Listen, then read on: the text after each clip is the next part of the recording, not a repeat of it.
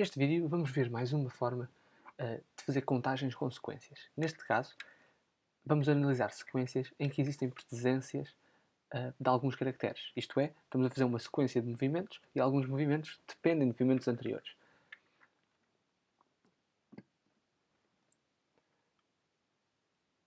Comecemos por ver este problema simples. Uma pessoa está a calçar uma meia e um sapato em cada pé. De quantas formas o pode fazer?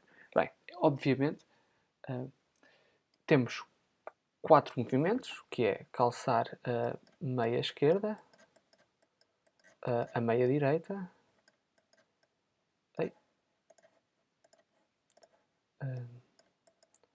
o sapato esquerdo e o sapato da direita.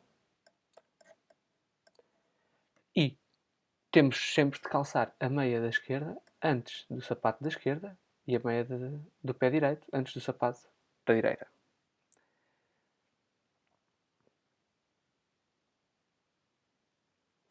Pronto, se não existisse nenhuma precedência, como vimos a semana passada, então temos 4 objetos e todas as permutações deles serão 4 fatorial.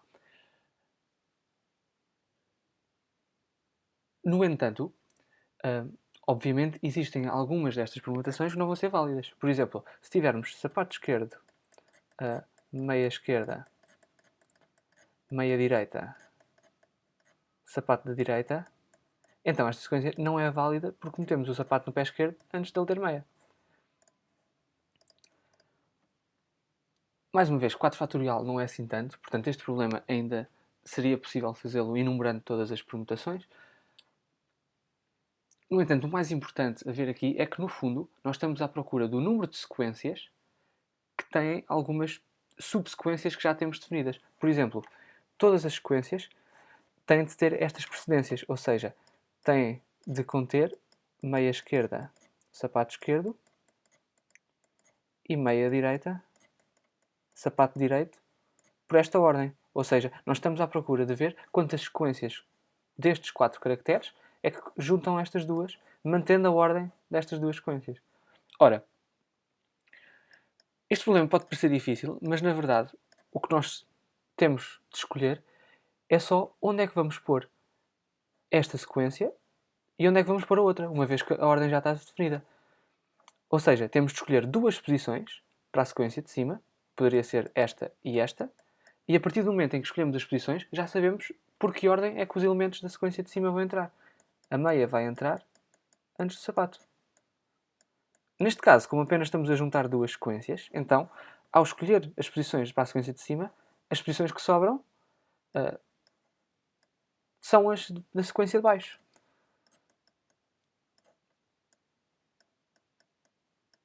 Assim sendo, o que nós podemos chegar à conclusão é que o número de formas de calçar uma meia e um sapato em cada pé, obedecendo a que o sapato de um pé é apenas calçado após a meia desse pé, é o mesmo número de formas de 4 posições escolher duas, para, por exemplo, calçar a meia e o sapato do pé esquerdo e as outras ficam determinadas.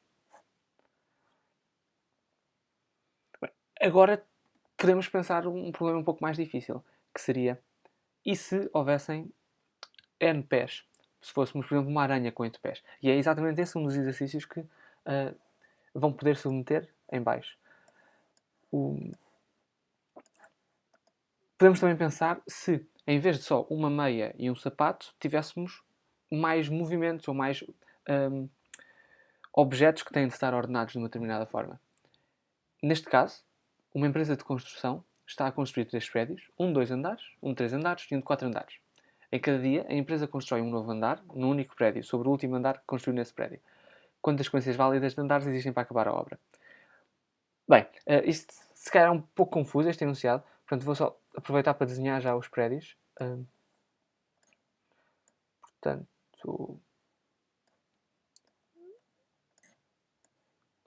temos aqui os prédios que estão juntos, temos um prédio de 2 andares, um de 3 e um de 4. Em cada dia, a empresa só pode construir um novo andar, por exemplo, poderia construir só um quadradinho. E pronto, temos de ter sempre cuidado, nós não podemos construir diretamente este andar aqui, porque pronto, os andares de baixo têm de lá estar para construirmos este andar. Portanto, todos os dias podemos construir um andar e podemos escolher em que prédio é que o vamos fazer e é sempre o andar acima do último que fizemos. Se não há nenhum, então será o andar de baixo, obviamente. O problema pergunta-nos de quantas formas, ou melhor, quantas sequências válidas de andares existem para acabar a obra. Bem, nós temos aqui 9 andares que vão ter acabado de ser construídos, portanto 2 mais 3 mais 4. Se calhar posso chamar ao primeiro prédio A, ao segundo prédio B e ao terceiro prédio C. Portanto, nós temos 9 caracteres, há de ser o andar A1, A2, C1, B1, B2 e B3. Depois temos C1, C2, C3 e C4.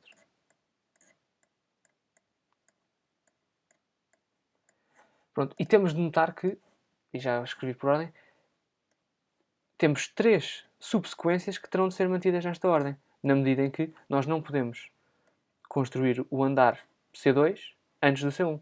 Ou seja, C1 tem de vir antes de C2, C2 tem de vir antes de C3 e C3 tem de vir antes de C4. O mesmo para os outros prédios. Sendo assim, podemos aplicar um raciocínio parecido ao que vimos antes. Nós queremos construir, ou melhor, queremos ver o número de formas de construir uma sequência de 9, com 9 caracteres, em que os caracteres vêm deste conjunto de 3 sequências e que estas sequências têm de ser mantidas na mesma ordem. Portanto, nós temos 9 espaços. Já está. E depois, primeiro, vamos ter de escolher 2 espaços, que é onde vamos construir o prédio A. Por exemplo, podemos construir o prédio A aqui e aqui. A partir do momento em que já escolhemos os 2 lugares, ou os 2 dias em que vamos construir o prédio A, então já sabemos a ordem porque vamos construir os andares do prédio A. Porque temos de construir de baixo para cima, portanto, do A1 para o A2.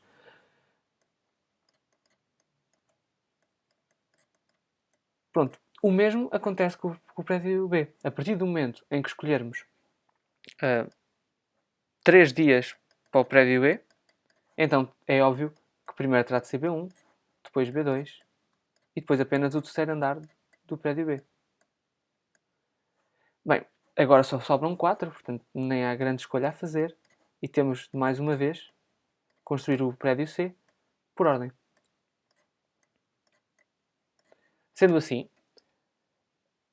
como é que podemos formular isto já com os,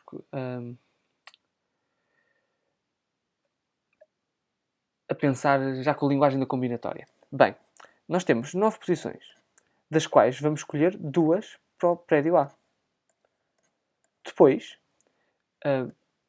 resta ainda escolher, das posições restantes, as para o prédio B. As 3 do prédio B. Ora, de 9 menos 2 é 7, portanto são as que sobram depois de escolhermos 2, e dessas 7 temos de escolher 3 para o prédio B. Depois, 7 menos 3 dá 4, que é exatamente o número de andares que temos para o prédio C. Portanto, pronto, já não há mais nada a escolher.